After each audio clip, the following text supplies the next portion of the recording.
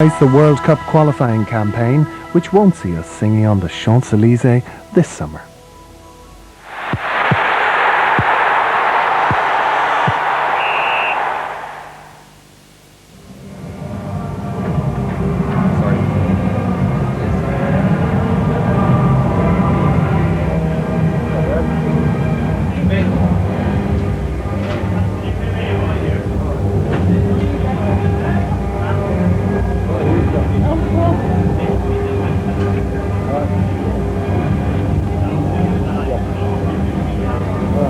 A bad night in Brussels. After 15 months of effort, Mick McCarthy's Republic of Ireland will not be going to the 1998 World Cup finals.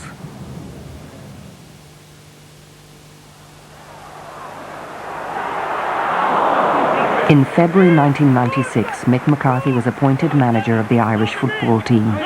He was moving from management at club level with Millwall to the international arena.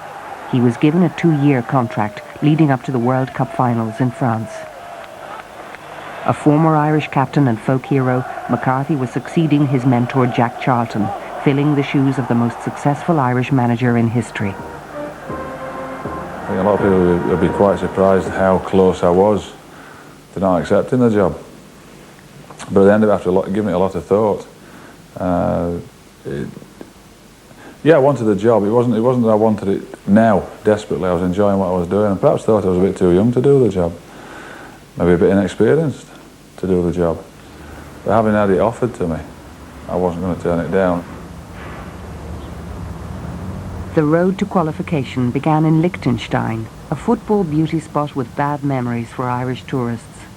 The darkest hour of the Charlton era was a scoreless draw here. McCarthy's first mission is retribution. Maybe that's what they had up last time, wasn't it? I don't know. I don't know. No, it's all right. Surface is okay. It's the main thing. There's a few divots and that. We're just marking it out, just see what size it is. I mean, it's a full-size pitch. Somebody suggested that it was small. It's not. Beautiful spot. Beautiful spot. The team. Shea giving in goals. 3 at the back. Dennis Irwin. You can't expect young players to come on and do the things that senior professionals have been doing for 10 years. But what they all will do is give you 100%, and they've got fresh legs and they've got the enthusiasm. The only way they'll improve is to play in those games anyway. Before a ball has been kicked in anger, McCarthy has blasphemed. Paul McGrath, a card-carrying icon, has been left behind, the first casualty of a new era. The easiest thing in the world for me to do would have picked Paul, put him in the middle of the defence, rightly or wrongly, and just got on with it. No pressure from that one, just let him get on with it. I didn't think that was the right thing to do. If by leaving him out of the squad has hurt him, that's unavoidable, because somebody is going to do it at some stage. Now Townsend, that's the move! And now Ian Hart. Oh, what a way to celebrate your birthday! Ian Hart, and it's Quinn, and it's in, and it's 5. Scored 5 goals, nobody booked, nobody injured, and 3 points. Barnsley, Yorkshire, where a football career began. Well, good evening, ladies and gentlemen. A very warm welcome on behalf of the Grindford Colliery Band. Welcome to our annual concert here at Barnsley Civic Theatre.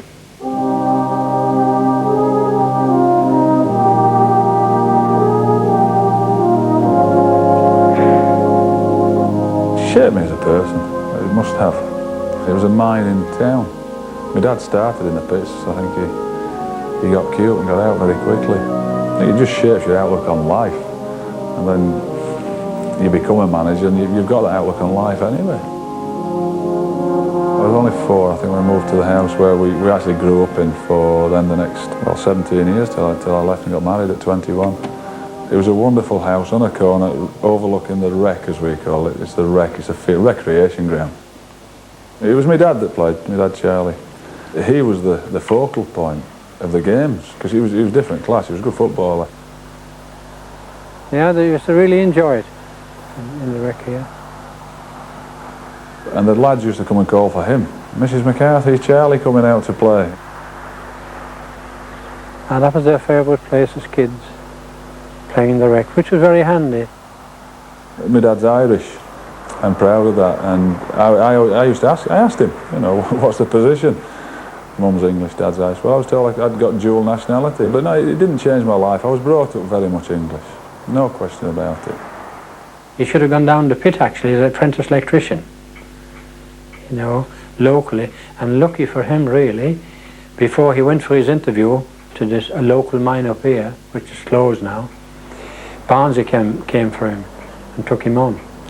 And that was the start of it, you know.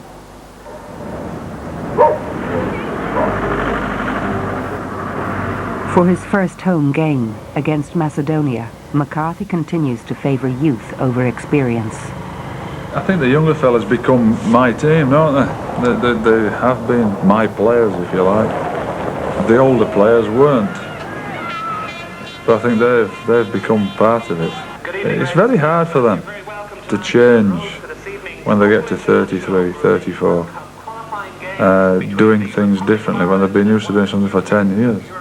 And I guess when you feel like you're getting your nose shoved out of it as well, that's not particularly nice. You know, when you suddenly realise that I was the big cheese, and maybe I'm not now, I'm about third in line to be that mad man, it comes hard to them.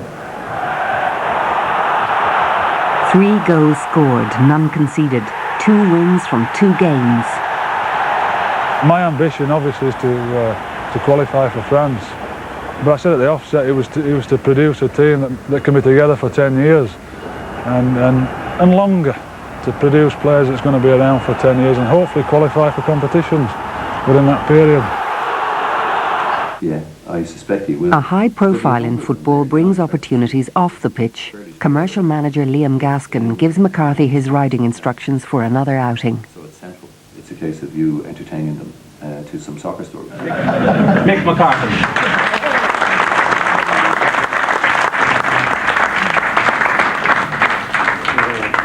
A pleasure, Patrick.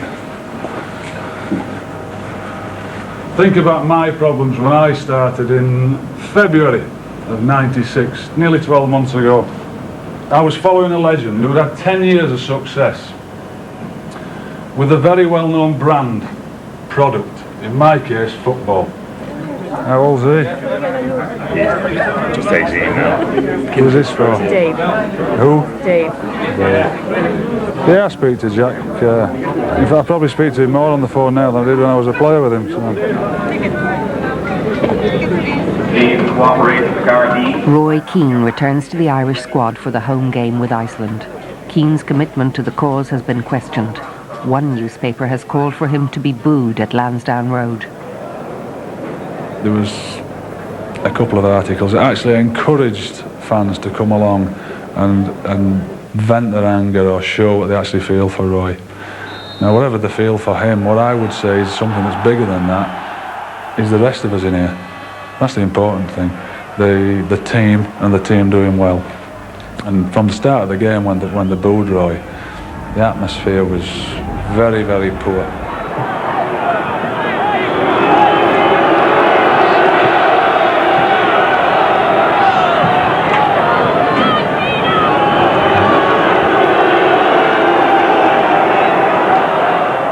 I don't think we enjoyed the support on the day that we've enjoyed in the past. At one incident there was a bit of a cheer and it was almost like they'd let the supporters in. I guess one or two supporters could say if we had a shot on goal it was almost like they'd let a team in.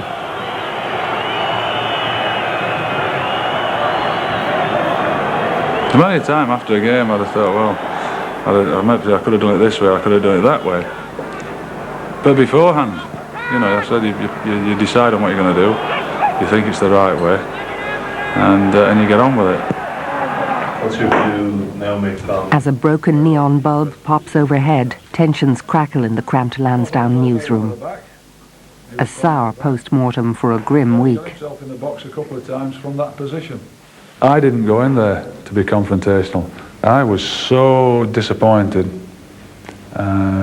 with our performance. and with the result, I have to go in and then field questions about it.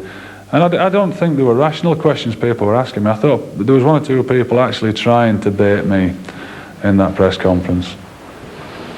Mick, I'm just confused. You said at the start you don't think you gave the two lads up front good service. And in reply to Frank, you said you thought you got great ball into the box. Can you just clarify that? Do you not understand the difference between getting to the byline in free play and putting a good cross in and actually delivering a ball from a free kick? If you don't understand that, perhaps you shouldn't be here asking the questions anyway. It always amuses me is when I actually come up with a very straightforward answer to one or two people, a few people are a bit shocked. You're not supposed to say that. We can ask you what we like, but please don't insult us, you know. After a disappointing goalless draw, there's more happening in the changing room than dressing for dinner. John Aldrich, frustrated with his role on the fringes, has decided that tonight will be his last night in the Irish squad. Another senior player evaporates. I hadn't felt as low after a football match for a long time. I'd been across to see the chaps of the press. So I came in here and I have to put my dress suit on, my monkey suit, which the last thing I wanted to do was put my dress suit on and go anywhere, let alone to an awards dinner. As I said, I'm hopping into one like that, and Aldo came round and said, that's it, I'm calling it a day. I said, what do you mean? He said, well, I said, I'm finished, I'm packing it. See you, thanks for everything, and went, and that was it. Left me stood there, you know, with my leg in my trousers. I was very disappointed, yeah. I wouldn't have chose for it to end for John like that anyway. That week just went on, you know. I spent a month in Ireland one week, and that was the week I spent.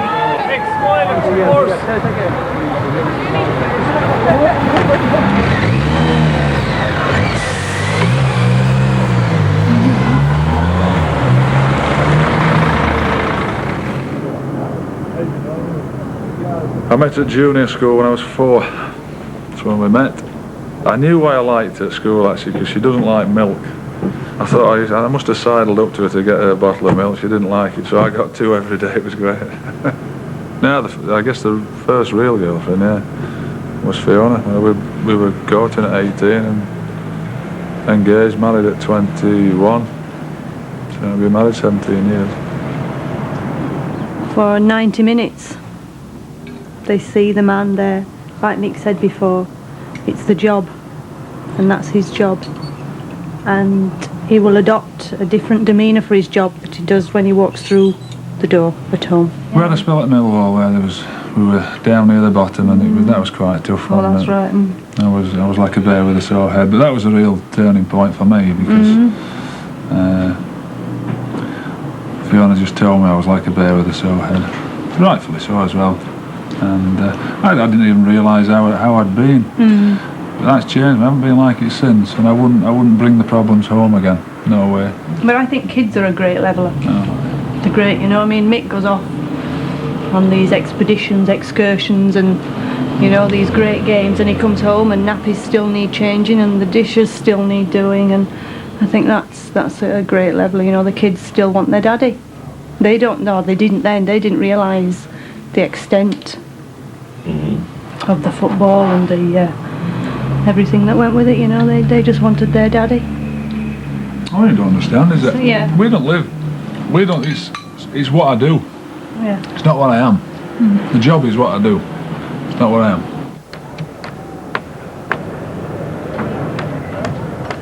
We chat football, I think, most of the time. I think you'll find that footballers do actually like talking about football. They talk about other things, and you might talk about something that their kids have done. Yeah, we would, but I wouldn't know all the names of them. I try to know all the names of the wives because it's impressive when you phone up and you say, hello, is that Jackie? Oh yeah, hi, who's that? It's Mick McCarthy. Oh great, yeah, I'll get him for you. This you might guess by the sign on the outside the door is our dressing room. The one that we use. Do you want to go in here? Yeah. Yeah?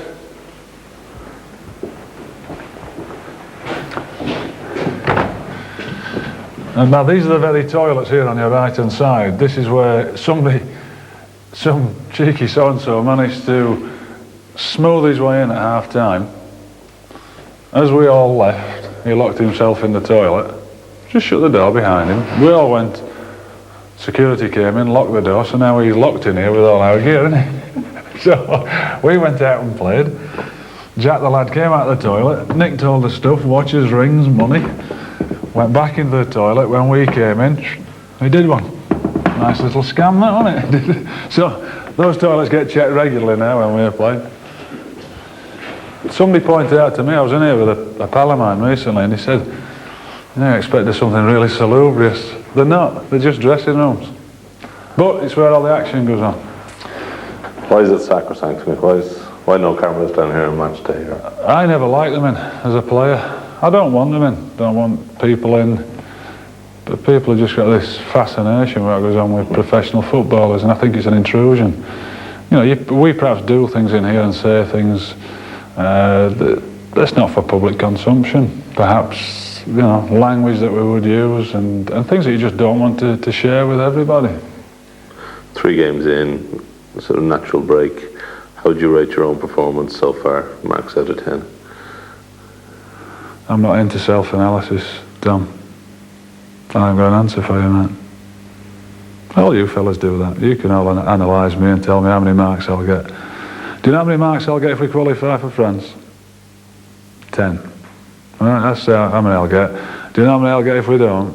Could be a big fat zip or a zilch from all of you. So that doesn't concern me. I'm not into analysing my own performance.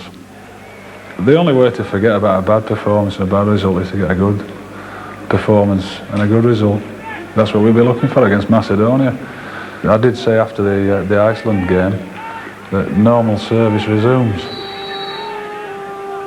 In Macedonia, service does resume briefly.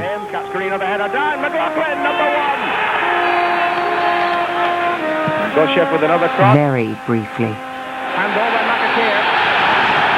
And a penalty to Macedonia. 2 Macedonian penalties leave the Irish on the wrong end of a little piece of Balkan football history. Another penalty. And there it is again. And Macedonia go in front. A third goal salts the wounds. Danger here. It's off. 3-1. I don't know if I was angry, I was upset. I don't know what the feelings were, to be quite honest. There was something inside me that was wanting to get out, you know. I wasn't enjoying the way I was feeling, I can assure you. And what must be one of the worst defeats that Ireland has sustained. I felt like being hit with a baseball bat in the back of the head. I was strange, it's something I couldn't really explain to you, honestly.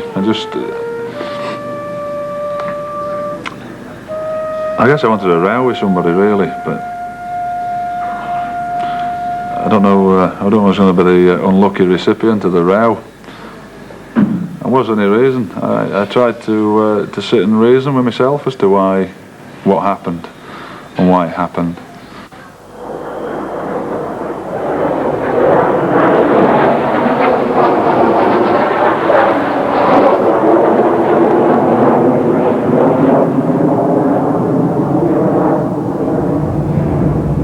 Try coaching out here. You're just going into it and the playing goes overhead and the lads can't hear the words you're saying. That's the reason why we got beat. After Macedonia, rumours of disenchantment from older players swamp the manager. McCarthy surveys the wreckage. I think 1 or 2 of the older lads sort of mentioned certain things that were done under Jack. And I know I was under Jack. I was one of his loyalist disciples and carried out orders to the full. No problem with it. It's different, it's changed. We do it differently. If people aren't happy the way I do it, then come and tell me and we'll get shut of them and they can come back. If after October I'm not here, somebody else can bring them back and play them then. That's the way I look at it. Paul McGrath's return to the squad has been brief. His failure to travel to Macedonia has generated some informed speculation.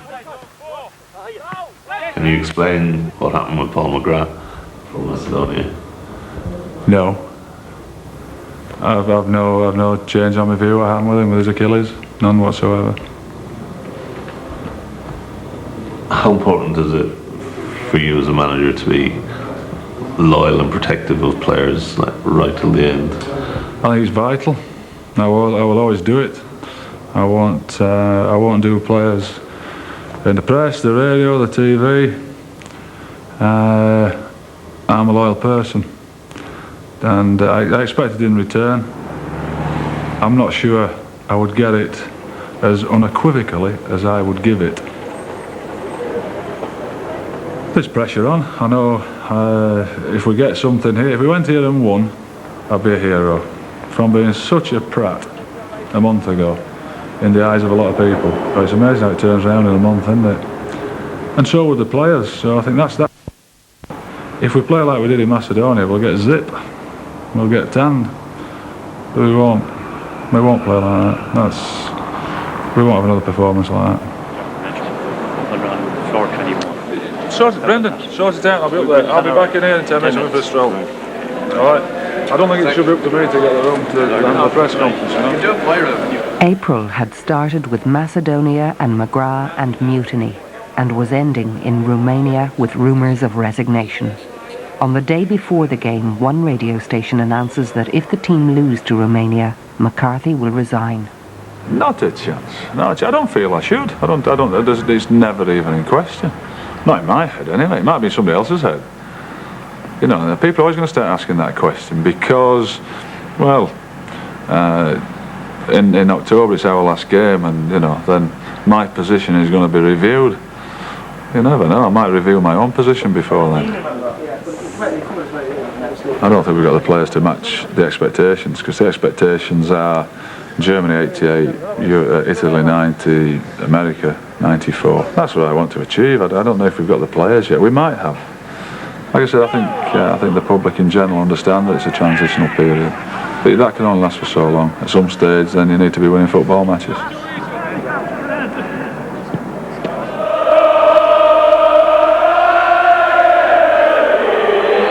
I think I had more to lose. I mean, I think I had the respect of... No, I didn't. I don't think. I had the respect of the Irish public as a player, as a captain of the team, and I would hate to lose that through being a manager that failed to qualify us for a major competition, and then all of a sudden to be thought of as some kind of idiot because I did.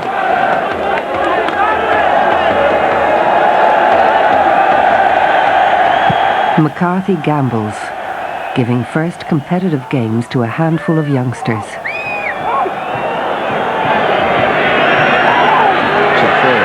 Looking for Muntiano. Comes down for the Romanian, and it's 1-0 against the run of play, but that's the concentration we were talking about. Again, wonderful control by Connolly, and a lovely angle for Ray Houghton to burst through the middle. A chance for Ireland as Houghton breaks clear, and was he taken down?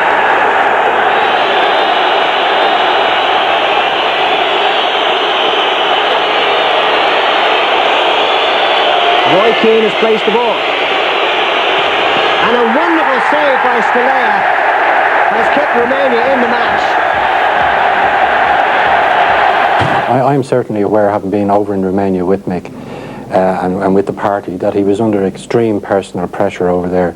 And this whole situation, I think, has been media driven. The issue is something that neither Mick nor ourselves would necessarily have raised if the media hadn't driven it. Following a well-received performance in Romania, McCarthy's standing has improved, but he looks to his employers for reassurance. You know, there's a lot of comments going around, and I think there was a lot of setting up in the press that I might not be here for too much longer. And so I thought it was time that somebody came out and actually said differently. Either, yeah, you're quite right, you won't be, which I'd have accepted, or, no, you're totally wrong, you will be. And that's what I was asking for, a bit of clarification from my employers. And I think I was entitled to do it. Sorry, but just under any other business on the agenda, if we could just, if you'd like to make a note of specific items that are under any other business. 3 will be the contract issue in relation to the senior international team manager. It certainly took all the nonsense away from me, people asking me. That was annoying me. You know, I think that culminated in me telling all the people to write bollocks as a headline. And of course, certain individuals did write it but twisted it as the way I said it. I actually told the journalist to bollocks. Nobody else. Not the FAI, not the fans, not anybody else. The journalists. Journalists make you more cautious. You find yourself speaking very slowly and very methodically and thinking very, very carefully about what you're saying. But I've been let down by journalists where they've put a full stop in a place that there shouldn't be one, and it changes the context altogether. Nice to see you here, Mick, and the players. Thank you very much indeed for coming down. And hopefully, lads, you get what you want today. Away you go. When all said and done, journalists are doing the job, and I don't think they're ever off duty. I don't think there's ever an off the record comment in my life. I don't think it comes out. At some stage it will come out. It might not come out in that article, but it does come out. We're having a press conference back there. The problem is the press conference in the hotel, we do them in the airport, we do them in the training ground, we do them everywhere, and we're not doing it. So I don't think I do lie to you, to be honest. No, I don't. I would not tell you something. I don't think you do need to know everything. And I think it actually protects my relationship with players who I have to work with. At the end of it, I have to get the best out of them, not out of anybody else. I describe it as either you're inside the tent pissing out or you're outside the tent pissing in. And I'm afraid there's not many people on the inside peeing out, believe me. And I wouldn't take it from ex-players through the media. Some great players have had a pop, but I still don't, as I said to you before, I still don't respect their opinions. I see it, take it on board. Sometimes I might bring it up, other times I just leave it. Jim, don't particularly wish to speak to you. I'll speak to the people at home. Sorry, pal. You've made your bed for me. Hello, Mike, we are ready to go. Maybe you and I'll speak at another time when you not congratulate me on a victory then. Fair enough. Fine, wait. Well, Mick.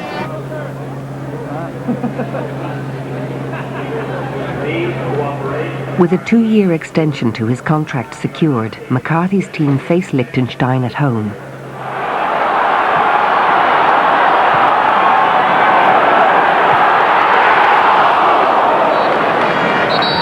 What briefly looks like being another bad day yields a comfortable 5-0 win.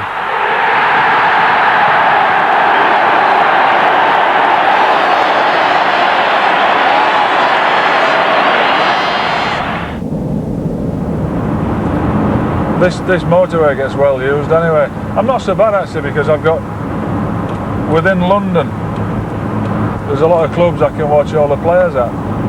They all come to London at some stage, whether it be at Premier League grounds, First Division, Second Division. I can watch the players, you know, depending on what squad it's for, what players are for. So I'm fortunate in that respect, but I do get around the country. I do quite a bit of miles. A 240-mile round trip takes McCarthy to the Hawthorns in West Bromwich, Birmingham.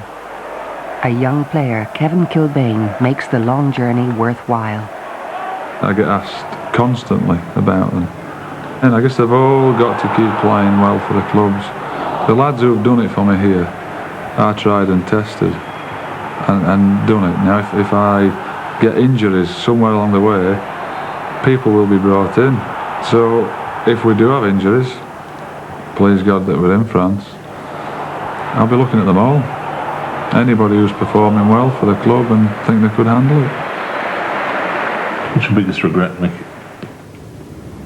Maybe not talking to Wolverhampton Wanderers when I was asked to in November before I got this job in football. You never know what might have been. I might not have been here, I might have been there. It's funny how things work out. Has anyone asked to speak to you since you became Ireland manager? Yeah, they did.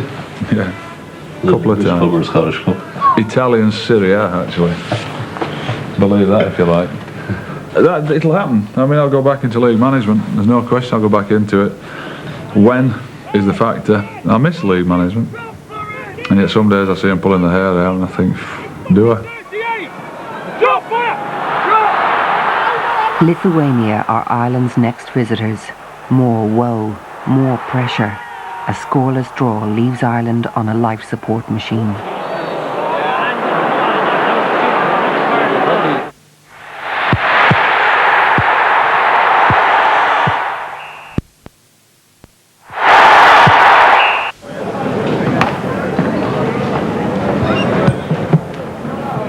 Early on Thursday morning, the team set off for 2 away fixtures in the space of a week.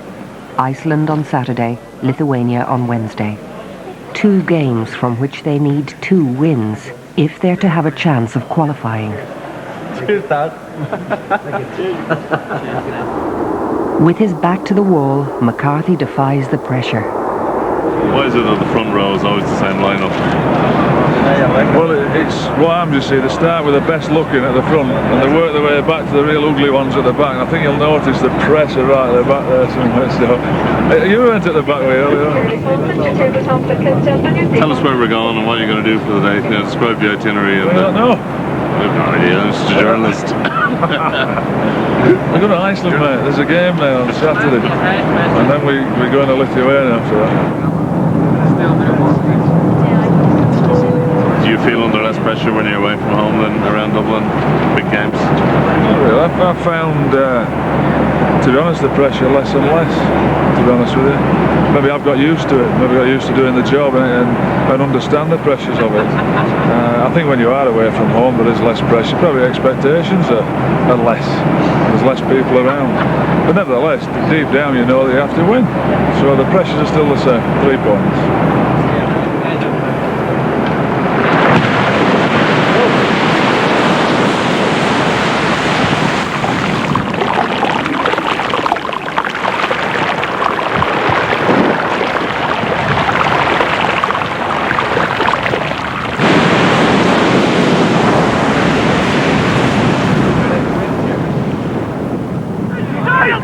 On a day when you pick the team, there's 11 of them like you, and however many others are here, perhaps ever decreasing circles like you, a little bit less. I don't think you ask him to like you, you want to respect you. That's the thing. People make themselves indispensable by performances, not by personalities, not by being my mate or me liking them, to be quite honest. It's not a prerequisite of picking the team to like the people. It's getting the best out of them. I can't say I've always liked everybody I've tried to. Club level, I tried to like them. Tried to be, not necessarily friendly with them, but at least an amicable relationship, if you like. You've got to have that. I mean, you don't necessarily like them, you're not best pals with them. If you pick the 11 that you like, you might get spanked every week.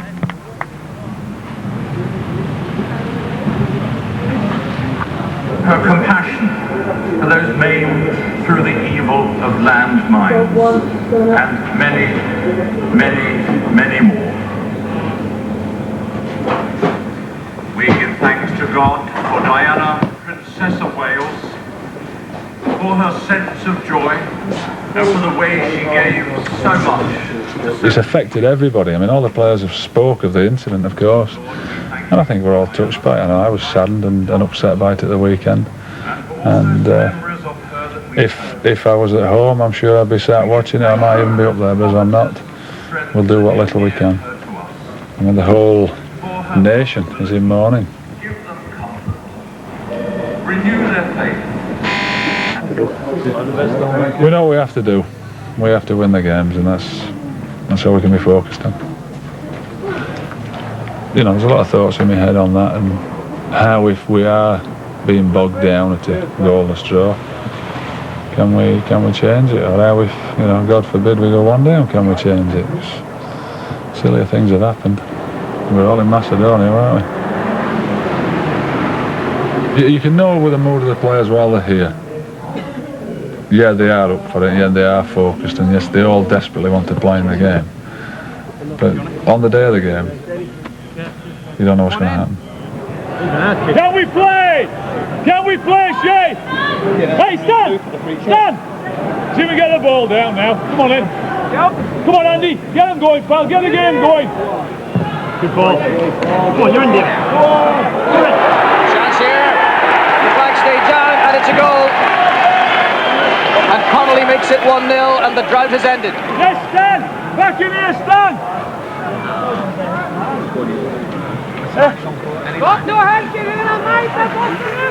Daniels, Sigurdsson.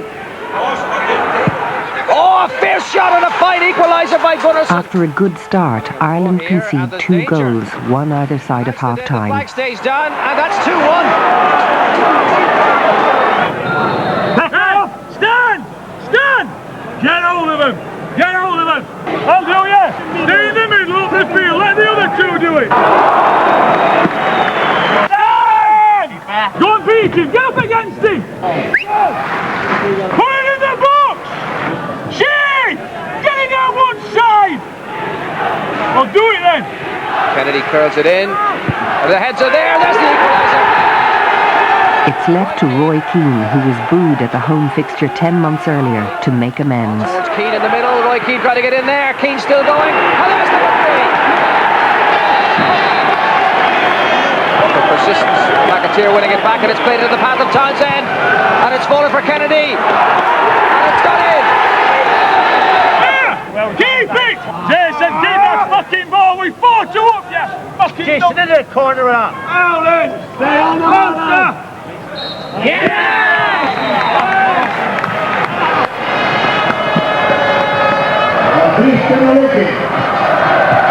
Didn't fucking underestimate you this time, you bunch of... Okay, first of all, a few comments from the trainers. Backy just said to me at 2-1, he's looking, thinking where we're going to get a goal from. Bad defending, we've let them in, they let us in, and then it seems that we got the breaks then. But we worked for them. They've all worked hard. But it's emotional roller coaster ride, that. It was a very competitive game. I think we've come out of it a bit, one or two a bit worse for wear. Physically, mentally. I think my man's bad, isn't it? 3 points in the bag anyway, check them in. We've played better than that, but at the end of it, we've got 3 points and we've won. And I'm delighted for that reason. It gives us a chance. Put a smile on my face.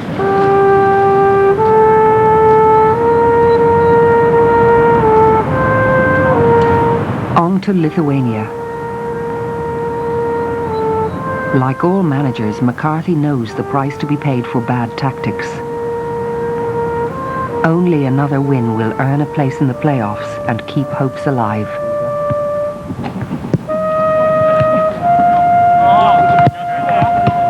Is that okay with you, Dave?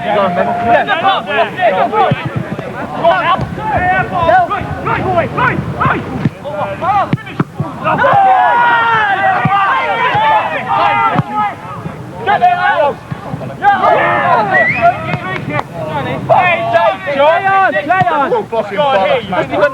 What about the linesman? Play on! Bumsy! Head that! Yes! Oh, Trey! What's happening on the yellow card? Fuck off, Johnny, it's the post! He said hit any pass. He never did, it's got to go in. It doesn't, he said right shoulder. Got it, Dennis. What a ball. Yes. Oh, ball always rubbish. Back here, Jason. You fuck off. Six, do it! Jeff! Over! Excuse me. Hold on, Jason. Jason, it's 4-2. And it can touch everyone. 4-2. Hey, yellow card. Somebody tried you. Yellow card. John's that much over the bar? Hey, hey, you're the worst referee I've ever seen in my life. First game, and I've been out and little bit of injury trouble. Listen, you... Hey, I'll make a point, shall I? Hey, hang on, Jay. I'll make a point. I know it's a good bit of crack and a piss step, but when you got plenty of service cells when you're in front, remember the same amount is fucking being said when you're under the cosh, when you're down. It's lovely 4-0 up, lovely. 4-3 and getting under the cosh then. Oh, hang on. You defended brilliantly. But all of a sudden the fucking lippy stops. Ah, yeah. He was there. Well, shit. What? Give him a stick there. No, it's I better shut my fucking gob in case we get beat, that's what it is. Ah, yeah. You concentrate on your fucking stretching now. The rest of you, have a stretch. Men. Did anyone get hat trick? Yes. Go on, let's start. Who got MON? Oh, Gaz. Hey, goal of the morning, by the way. Gaz, you take it. MON man the match. No. Danny, we're going on the bus. Leave the balls and fuck off. Please go away. Sorry. Go on. That's what I meant to say. See, you don't know why Graham Taylor's all that swearing. They don't understand anything now. Excuse me, would you mind leaving the ground? It just doesn't work, does it? Excuse me, chaps, would you mind just walking to the bus? Thank you, I really appreciate that. It's exciting now because we won on Saturday. It's exciting because we could actually virtually guarantee ourselves of a playoff spot if we win on Wednesday. But that's easier said than done. You were dreaming about football, Mick? I could daydream more than I could see something while I'm wide awake, you know, thinking could be being manager in France and being involved in a World Cup final. That's the highlight of a career. Certainly as a player it is, and I guess as a manager it would be if we're lucky enough to get there. It's 3 hours to kick off. That's my first draft. That's the first draft, yeah. That's found its way into the filing cabinet like the rest of it. I say all those, that's the team, and I just write out with the corner kicks that we do.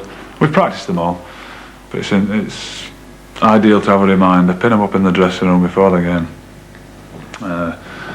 They know who then is in a two-man wall. They know who was in a four-man wall, then who's picking up, then who's on the post, and who's in front, and who stays up, who takes the free kicks. Corners, all right, you can mix it up, but at least there's a set plan down for us how we're going to do it. So that's what I've just been doing, and that's me dudes ready for leaving. And I have to tell you, they're almost walking out on their own now, and they've been on that often.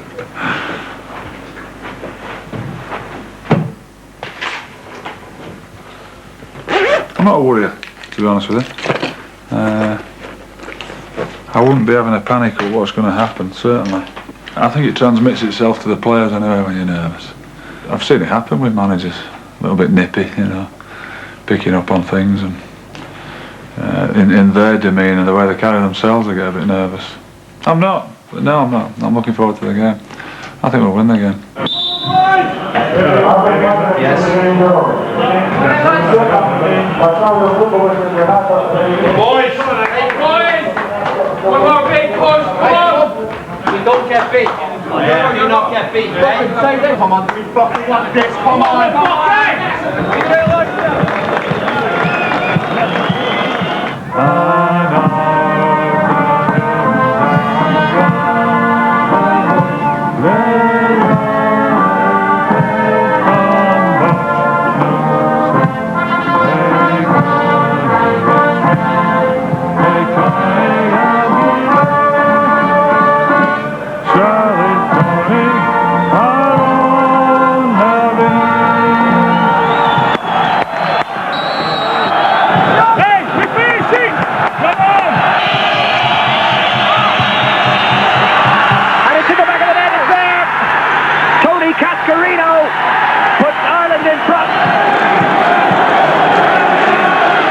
There's the corner.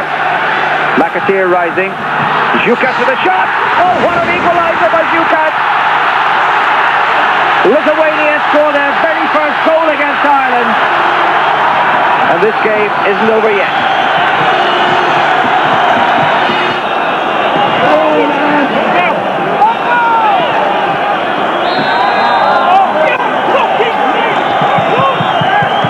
Staunton hoisted towards Cascarino. Got the header there. Yes, it's in the back of the net once more. And Tony Cascarino goes to the top of the World Cup chart.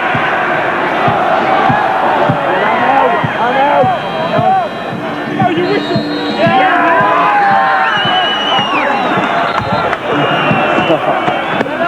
That's tough. Hold on, Bob. Hey, Jess! Fucking good.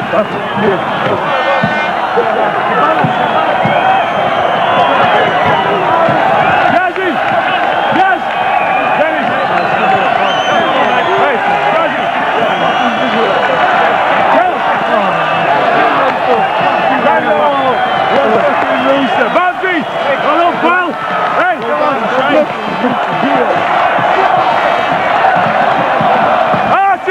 Archie, we fucking boy!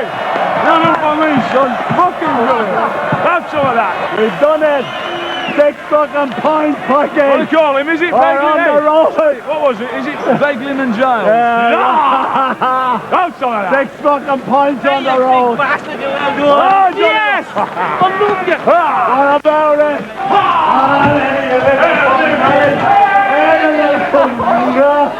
Oh, fuck them all. Fuck them all now, man. Fuck them bitches. Here again. Get in there, Major T.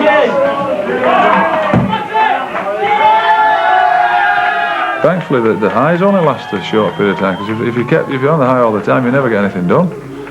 You're not thinking about how great you are because you've just won a couple of games. And likewise, thinking how inept or stupid or bad you were if that's the way you're feeling about yourself after you'd lost. Hey, boys. Oh.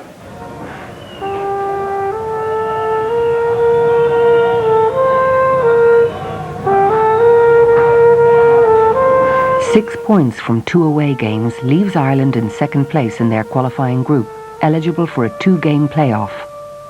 They complete their programme with a meaningless home game against Romania, and Ireland's name goes into the bag for the draw. The next team is the Republic of Ireland. Irish luck holds. Belgium are deemed among the softer touches.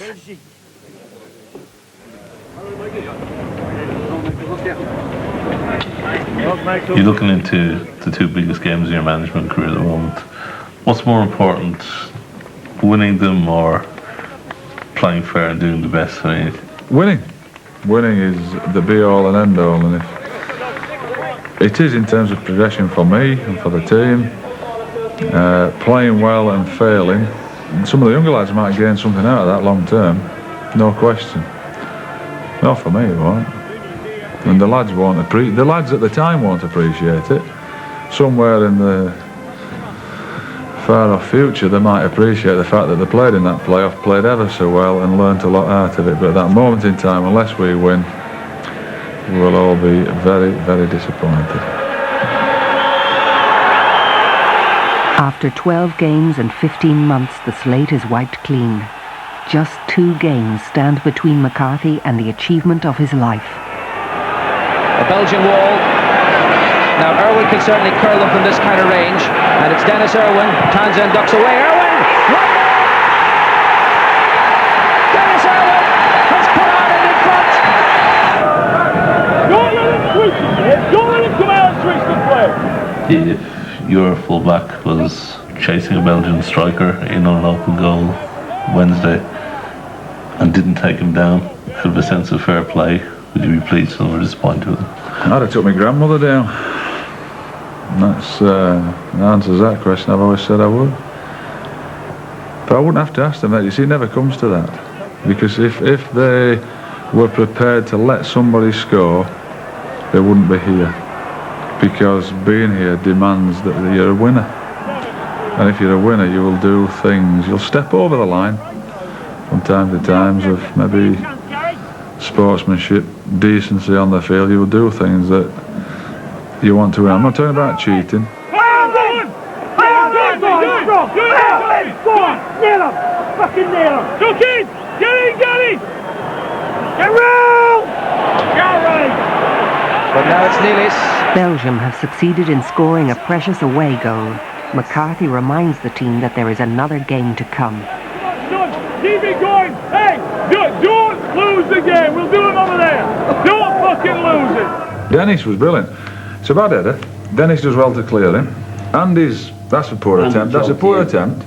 But Harty could have gone and closed down.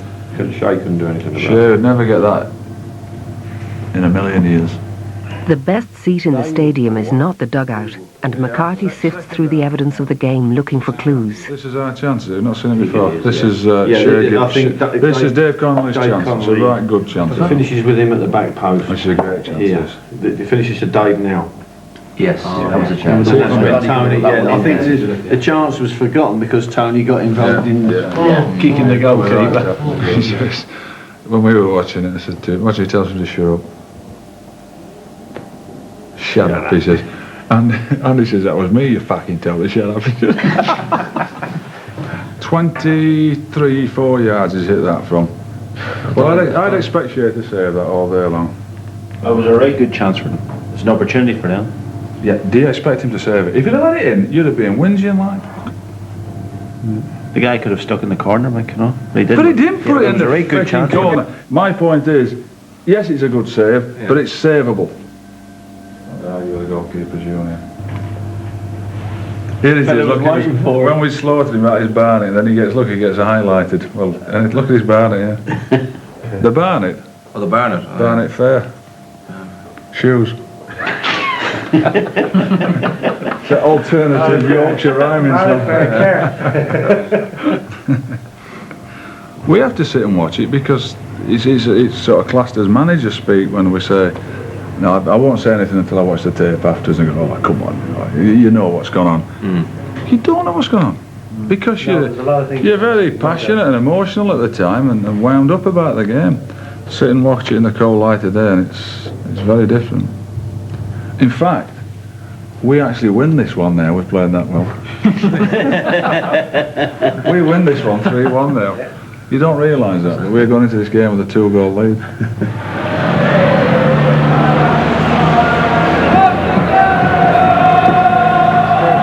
Not since the ole ole days of Jack Charlton's reign have the Green Army invaded and conquered a European city.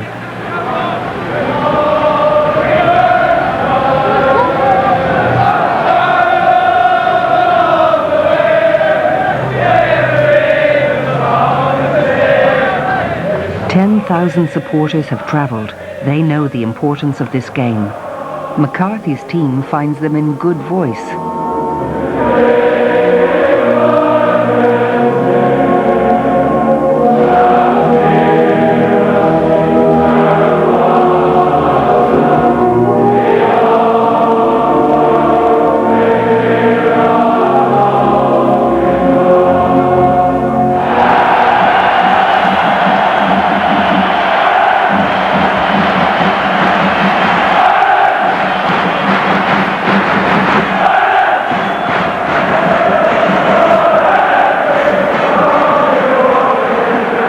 The next 90 minutes of football could determine how McCarthy is judged as a manager and a football man. Cascarino just lost his footing. Hoffman gets in. Have another bite. In place. Oliveira's gone through here. Gibbons out of his goal. Oliveira goes on. Cunningham throws his. Oliveira scores.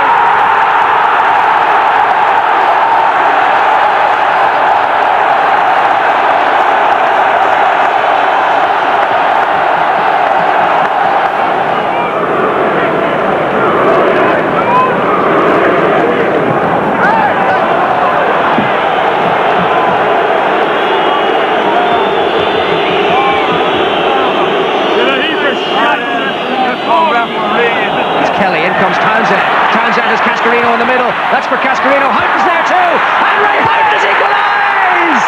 Ray Houghton has got the vital away goal! And Ireland are right back in the hunt.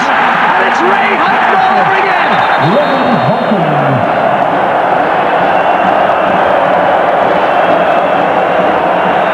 And now it's Lillis with Oliveira in the middle. And Gibbons missed it, but it's pacey enough to take it away to the touchline. And Oliveira couldn't keep it in play. Gone out. Belgium gain a disputed throw-in. Cruelly, they score again.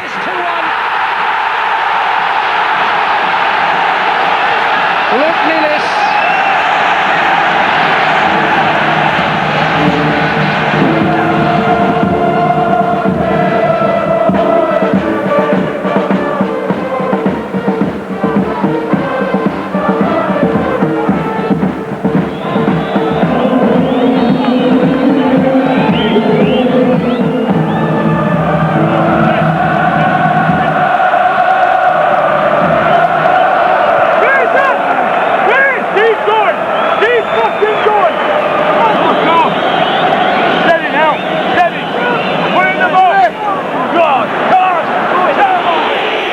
runs out. The final whistle of this World Cup campaign will not be heard in France in the summer sun, but here tonight in the Belgian rain.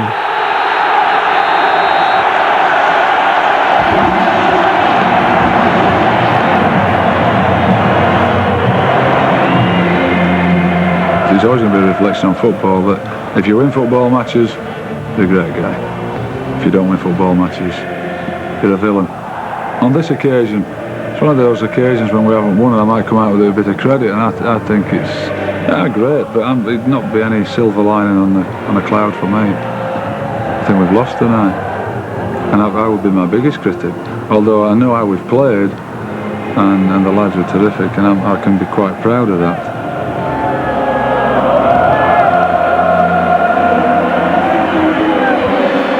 Thin dividing line, isn't it? Success and failure. That thin white line, it's about 8 yards long and it's about 3 inches wide. That's the dividing line between being a success and being remembered and being as what people perceive as being a failure.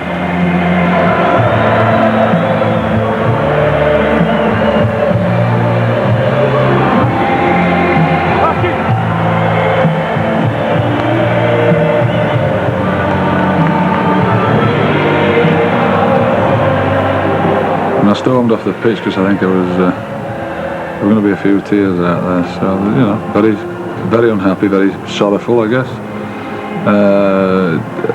Quite devastated for the boys actually, very upset for the lads, angry, frustrated.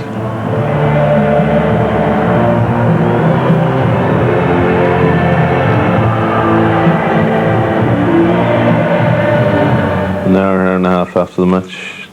Describe the 10-15 minutes or so in the dressing room when you got back in there tonight. I lashed the coffee mugs around. I'm sure they'll be sending me a bill because I booted one and my foot was stuck up the fucking thing for about 15 minutes, I think. It was stuck to my foot. There's coffee everywhere. I've given everything a lash, and I'd kept it until I got in the dressing room and I was livid. I was seething, I was. But when the lads came in, I changed very quickly. I felt desperately sorry for them. They came in, they'd given the lot.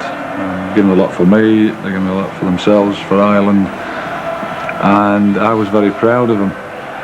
So my anger turned very quickly to sort of sympathy with them and to try and console them. Very hard, there were a lot of tears in there, from players, from staff. After 15 minutes we sat in the dressing room, Packy, Taff and I, and because I said, well, we start again, but then I corrected myself. I said, we don't start again, we actually carry on from here, and there is hope for the future with that performance, and performance of very young blokes that have got 10, 15, 16, 17 caps under the belt.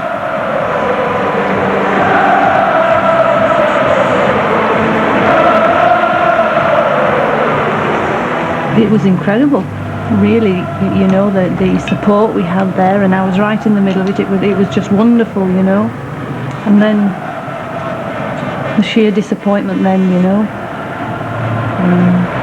And then at the end, when everybody was just so upset, you could see all the players. I could see Mick, you know, he turned around and walked back to the dugout. And I walked down to the gate and said who I was. Would you let me through? She opened the gate, let me through, and I walked round the track and then through all the press at the other end.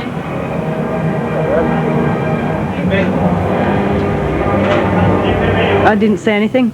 I don't think I said anything, Mick. No, I was no. Yeah, I think I remember Mick saying to me, "I don't need you to cry."